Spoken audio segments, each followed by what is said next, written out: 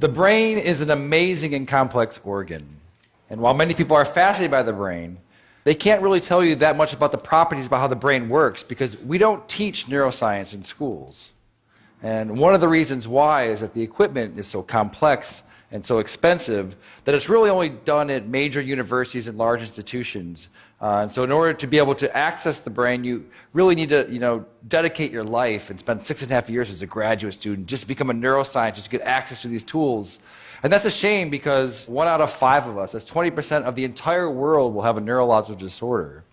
And there are 0 cures for these diseases. And so it seems that what we should be doing is sort of reaching back earlier in the education process and sort of teaching students about neuroscience, and so that in the future they may be thinking about possibly becoming a brain scientist. And so when I was a graduate student, my lab mate Tim Marzullo and myself decided that, what if we took this complex equipment that we have for studying the brain and made it simple enough and affordable enough that anyone, an amateur or a high school student, could learn and actually participate in the discovery of neuroscience. And so we did just that.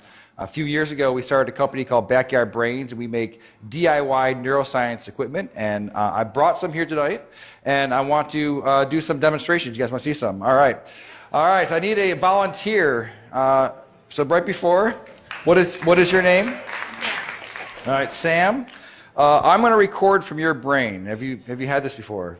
No. Okay. All right. I need you to stick out your arm for science. Roll up your sleeve a bit. All right. And so what I'm going to do, I'm putting electrodes on your arm, and you're probably wondering, I just said I'm going to record from your brain. What am I doing with your arm? You have about 80 billion neurons inside your brain right now. They're sending electrical messages back and forth and chemical messages. But some of your neurons right here in your motor cortex are going to send messages down when you move your arm like this. It's going to go down across your corpus callosum, down onto your spinal cord, your lower motor neuron, out to your muscles here. And that is electrical discharge. It's going to be picked up by these electrodes right here. And we're going to be able to listen to exactly what your brain is going to be doing. So I'm going to turn this on for a second. Have you ever heard what your brain sounds like? All right, let's turn it on. So go ahead, go ahead and squeeze your hand. All right, so what you're listening to, so this is your motor units that are happening right here. Okay, so let's take a look at it as well. So I'm going to stand over here. And I'm going to open up our app here. So now I want you to squeeze. Yeah, so right here, these are the motor units that are happening from her spinal cord out to her muscle right here. And as she's doing it, you're seeing the electrical activity that's happening here. We can even click here and try to see one of them. So keep doing it really, really hard. Yeah, so now we've paused on one motor action potential that's happening right now inside of your brain. Okay. Do you guys want to see some more? All right. That's interesting, but let's get it better. Okay. I need one more volunteer. Okay. What is your name, sir? Miguel. All right.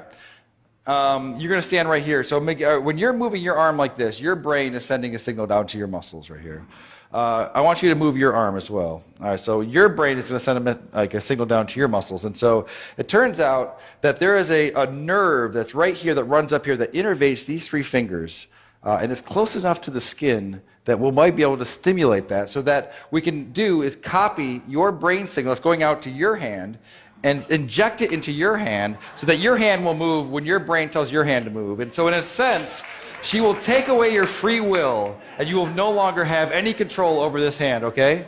You with me? All right, so I just need to hook you up. All right, so I'm going to find your ulnar nerve, which is probably right around here. You don't know what you're signing up for when you come up and... So now I'm going to move away, and I'm going to plug it into our human-to-human interface over here. Okay, so Sam wants you to squeeze your hand again. All right. Do it again.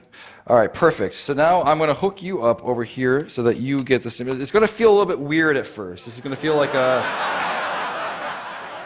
when you lose your free will and someone else becomes your agent, it does feel a bit strange. So I want you to relax your hand.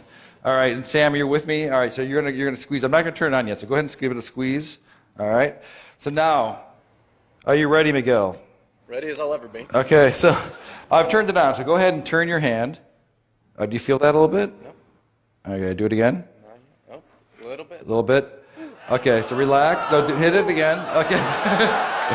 Oh, perfect. All right, so relax. Do it again. All right, so now. All right, so right now, your brain is controlling your arm, and it's also controlling his arm. So go ahead and just do it one more time. All right, so that's perfect. So now, what would happen if I took over my control of your hand? And so just relax your hand. What happens? Nothing. Why not? Because the brain has to do it. Now you do it again. All right, that's perfect. All right, well, thank you guys for being such a good sport. This is what's happening all across the world, electrophysiology. And we're going to bring on the neural revolution. Thank you.